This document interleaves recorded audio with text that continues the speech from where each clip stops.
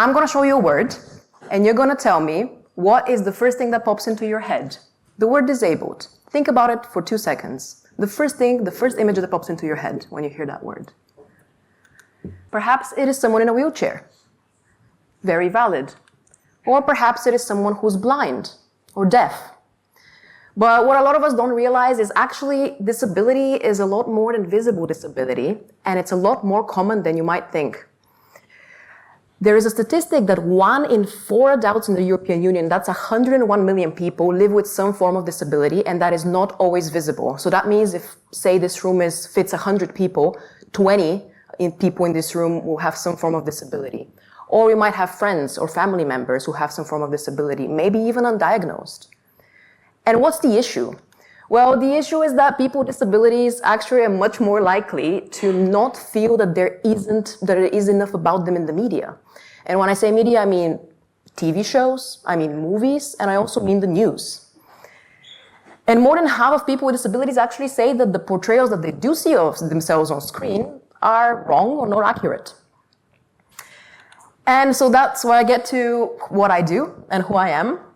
This is me. Hi, I'm Vicky. I'm a journalist. I'm originally come from Bulgaria, and I work here in Germany in a public broadcaster. And for the past, I would say, year and a half, I have been trying my best to represent people with disabilities in media and reporting. I titled the presentation Getting It Wrong to Get It Right, because along that journey, I've made like a ton of mistakes, and you're going to hear about them. And also want to tell you a bit more about how I got there. Maybe you'll learn something from me. Maybe I'll learn something from you. This picture is actually me and my camera operator in Brighton. It's one of the first stories that I did covering people with disability. This is a boy called Noah. He's 16 years old, and he's the first actor with Down syndrome to star in a Disney film. I did a little documentary about him, but more on that later. This is what I do now. So now I'm a host of a podcast show. It's called Freaks No More. I freaking love it. It's been my passion project, my baby, for the past 8 months. It's where we invite people with disabilities, both visible and invisible disabilities, to come and talk to us and tell us their personal experiences. How do they experience disability in daily life? We have the spinning wheel, debunking myths about disability.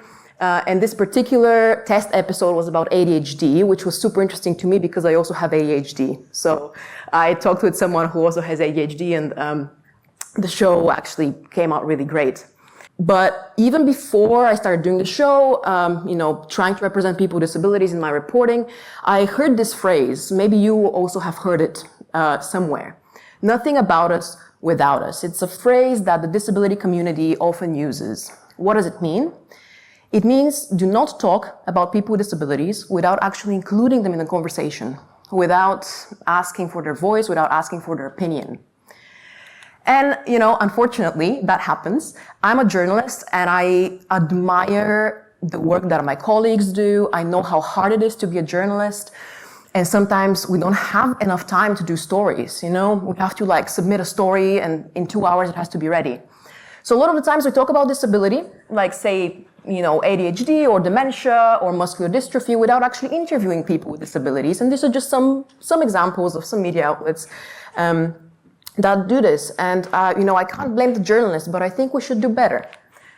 So the whole question was, how do I change this? How do I make a difference? How do I make this better for me and my colleagues and the whole news sector? And I promise I'll get to the answer of that question. But first, I want to show you what I did and who I am, what I did for many, many years before I became a journalist. This was me when I was, I would say 18 here, 17, 18. I was studying sciences. I was studying biochemistry in university. So I was actually in school. And I was doing a lot of science experiments, showing them to kids, talking about science and molecules and genetic engineering and the fact that I want to do a PhD in the future and that I want to become the scientist that has my own lab. I love talking about science, and when I mean I love talking about it, I really love talking about it. This is me explaining, I don't even know what I think about DNA, nuclei, and so on. I did many interviews with people telling them I want to become this great scientist. And even so much so that I actually did a TEDx talk in Sofia in my home country on the topic of genetic engineering and GMOs. And throughout this whole journey of me being in sciences, studying sciences, I knew that something was missing and I couldn't identify it. So what was missing? I knew that I wanted to educate others. I knew that I loved it. I knew that I loved people that, listen to me and come out from the talk having learned something. But I also really, really, really wanted to see an impact, like a real life impact. How does me talking about science impact people's lives right now? And often with science, you can't really see that. I mean, scientists, they do experiments for like years and years, and maybe in the end, after 10 years, you see a real life impact in people. I wanted to see it right now. And so it kind of clicked, sort of along my journey. I did an exchange year in the US and realized, well, what have I been doing? I've been telling science stories, right? I've been telling science stories to people, but can I just tell stories, like without the science part? And who tells stories? Journalists tell stories, writers tell stories. And so what I did was something that may be very unconventional. I wrote a freaking long email, this whole thing, to an editor in Bulgaria in Radio Free Europe. I didn't know them at all. I just wrote them this email saying like, hi, I'm Vicky. I have no experience in journalism whatsoever. I studied sciences, but I really want to learn how to be a journalist. Hire me. That was basically a summary of the email. Please hire me.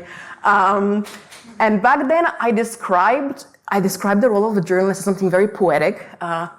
I felt that the role of the journalist is to be a defender of citizens. And I never actually realized that would be my role in the future. I would be, in a way, a defender of citizens. So the first lesson is reach out to people. You never know what might happen. Write this email, asking for a job or an internship or whatever. Because it worked out for me. And they invited me over to start as an intern. And that's one of the first articles that I wrote back in 2020 about a person, a graphic designer who created the first Cyrillic font for dyslexic people, for a Cyrillic font for people who use the Cyrillic alphabet. That article went great. The second article that I wrote is about this author who wrote a book about autistic kids. His daughter is autistic, and he wanted to tell his personal experience of what it is like to be a parent of an autistic child. That article didn't actually go so well. I messed it up. And this is, you can't understand it, but this is what my interviewee wrote in a Facebook comment underneath the article. Basically, in summary, he's saying that I didn't really do a good job in using sensitive language and describing autism the way that it should be described. So, I was really sad because it was my first internship as like a journalist, and I didn't know what to do, but it led me to my second lesson. Don't be afraid of making mistakes, because you will make mistakes. Everyone makes mistakes, and that's okay. And I'm glad that I listened to myself to not be discouraged by making mistakes, because years later, when I started working in Deutsche Welle here in Germany, I wrote this article that was in 2023. I spent 2 weeks on it. It's about the representation of autistic people in the media. So how have the representations of autistic people changed over the years in films, TV shows, and so on? I interviewed someone who's a podcaster. She's autistic, also a director of a Netflix series about autistic people and dating, and a media expert.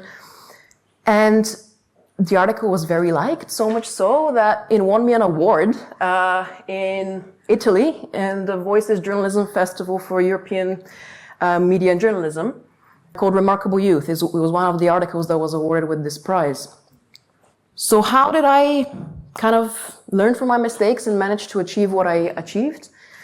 Well, the one very important thing that I try to do is that I want to put personal stories at the center of my reporting. A lot of journalists use these personal stories as almost like a sidekick to the main news headline or whatever, not as the main story. And I wanted really my stories to speak for themselves through people.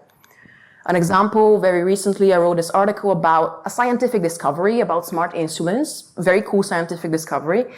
But I didn't just want to write about the science. There's this like smart insulin that would help people with type 1 diabetes, how would it help them and so on. I wanted to tell this story, the science kind of a bit dry, boring story, through someone who has type 1 diabetes. And so I wrote this article interviewing someone with type 1 diabetes and asking her to tell me how does a day in the life look like for someone with type 1 diabetes. I learned from my mistakes, and I actually now very extensively research on sensitive language and how I should use language to be kind with my words and to make people feel seen and represented. A bit ironically, I come from a science background, but I actually don't try to avoid science resources when I try to research for sensitive language, like medical journals and medical encyclopedias, and turn to associations that actually care about people with disabilities, such as, say, the Cystic Fibrosis Foundation, or the National Center for Disability in Journalism, or the National Autistic Society. So these are organizations that actively work for the rights of people with disabilities, instead of, some scientists that work with numbers and data and tell people, like, this is the latest science on this particular disability. And I use all of these, even in the short videos that I do. I sometimes do these TikToks or Instagram reels talking about disability. This one was about neurodiversity and neurodivergent brains, and about chronic depression. So I try to apply everything, even to the shortest videos that I do. Another very important thing is that I really, really try to challenge my own prejudices, which is something that is super hard to do for everyone, not just journalists. Before I start a story, I ask myself a lot of questions. From why do I even want to do this report about someone who's disabled? Do I find that person inspirational and cool? Or do I, in my head, have preconceptions that because they're disabled, they can't do these cool and inspirational things? And sometimes it can be even a little bit embarrassing to even admit that you might have very, very deeply ingrained preconceptions that you might not even realize you have until you start unpicking your brain with all of these questions that may seem simple but are actually really hard. So I try to do this with every story, and that's what I tell people to usually do. Try to see if you have any deeply ingrained misconceptions about people with disabilities. And the most important thing, and the simplest thing, but the most important, I think, is that I always ask my protagonists, I always ask my interviewees, hey, what kind of language do you want me to use? How do I refer to you? What are the kindest words that I should use so that you feel seen and represented? The story about Noah that I told you in the beginning, he is 16 years old, now 17 actually. He's the first Disney actor with Down syndrome, and I was really curious, would he even want me to mention that he's the first Disney actor with Down syndrome? I asked him, and he's actually really proud of that fact. So I try to listen to what my protagonists tell me. And now we come to what I do now. This is a YouTube channel that I was always really inspired by, even before I became a journalist. It's called Special Books by Special Kids. Maybe some of you know it. Basically, this guy, Chris, he does interviews with all sorts of people, kids and adults with disabilities, in a completely non-judgmental way. He puts a camera in front of them and asks them questions. And I thought, it would be so brilliant if we actually could do something similar, And that's how the show kind of was born. I'm now the host of the show, and it's still not out, by the way. So if you search for the title, nothing would come out yet. It's going to be out soon. This was just a test episode that we did with, as I mentioned, someone with ADHD. The next episode we're going to do is, we have a guest with cystic fibrosis. And the show is going really well. It's something that it's kind of my baby, as I said, my passion project. We try to invite people in a completely non-judgmental, free, safe space to talk about their personal experiences with disability. So the show is called Freaks No More, and we also talk about neurodiversity and neurodivergent brains. So autistic people, people with ADHD, people with dyslexia, and so on.